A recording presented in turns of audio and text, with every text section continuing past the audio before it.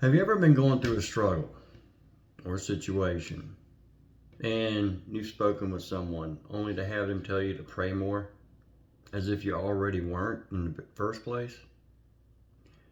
I know, years ago I'd be going through a trial or situation and I'd go to a trusted friend or I'd go to someone in the congregation or even my pastor at the time. And, we talk about the struggle, we talk about the situation, only for them to tell me to pray more. That used to aggravate me to no end. Not because they didn't mean well, because they did. Honestly, they told me that probably because they didn't have an answer to give to me. But I was believing. I was just still walking in that fire between, praying God to help me out with the situation and waiting for the answer to come. And there's sometimes when you pray about something, Lord, get me out of this. Lord, take it away from me. And within a couple of days, it's resolved. It's done. But it's those other trials, those other situations, struggles that take a little bit longer. And when you're walking in that waiting period between praying to God to help you out of it to getting the answer to that prayer, that you start, at least for me, I started questioning myself. I mean, I was already believing in God. I already had faith. But did I have enough faith? Was I trusting God enough? I was even to the point of, is God even hearing my prayers? Because there was time, Lord, help me. And after I come out of prayer, I felt like the prayer just went out in the air and dissipated. And so I started questioning myself hard. Because let's be real. When you're walking through the trial, when you're walking through the struggle, and you've been walking in it for some time, instead of a few days, we're talking a few weeks. And you're like, when is this going to end? You start questioning yourself. I was reminded of Psalm 42, verse 5, I believe, where he talks about, why are you in despair, O my soul? Why are you restless within me? The psalmist was talking, he's like, why am I in despair? I'm trusting God.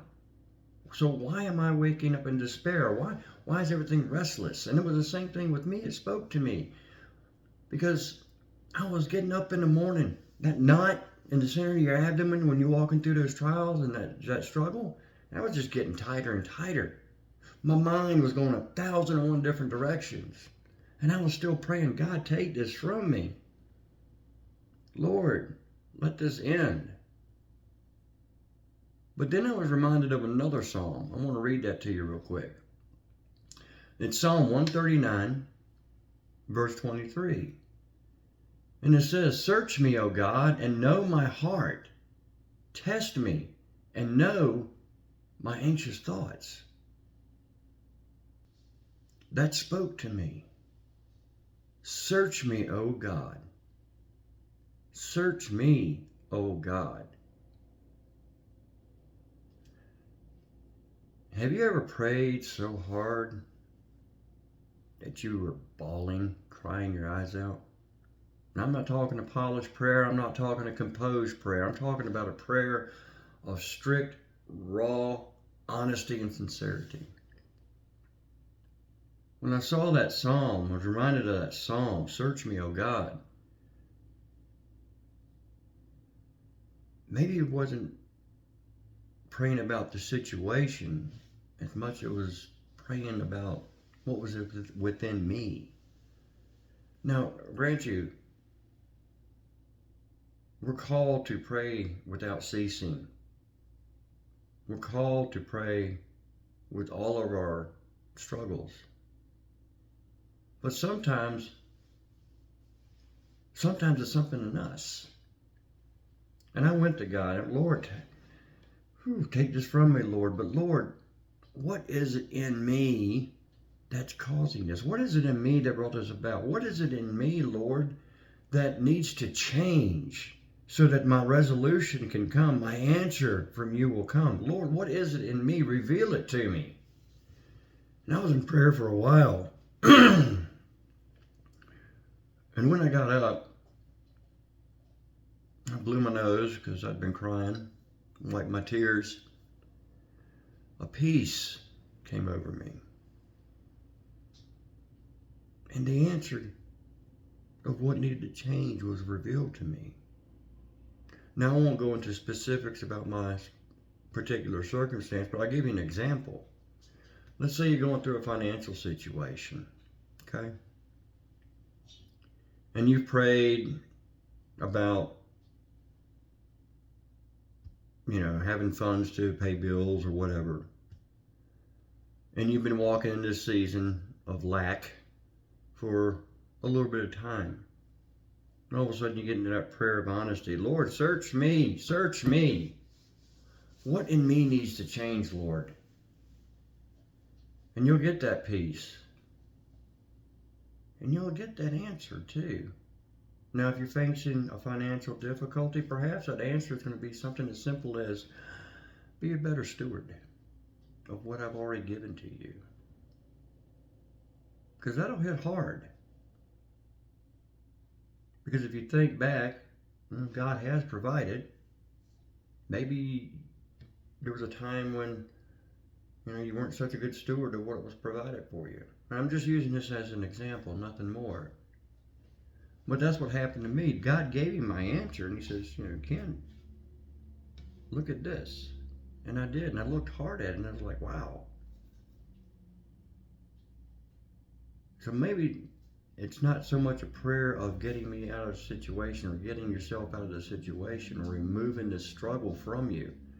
Sometimes it's a prayer of, Lord, what's in me that needs to change?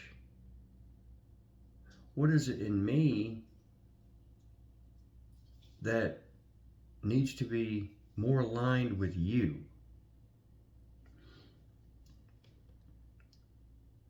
And understand that, the anxiety of being in that situation, that's still going to be there. But you're going to have a better grasp of what you need to do, as I did. What needs to change within us to align ourselves with God, to align ourselves with His will. Sometimes the prayer of what in me needs to change makes all the difference in the world. And you find that we are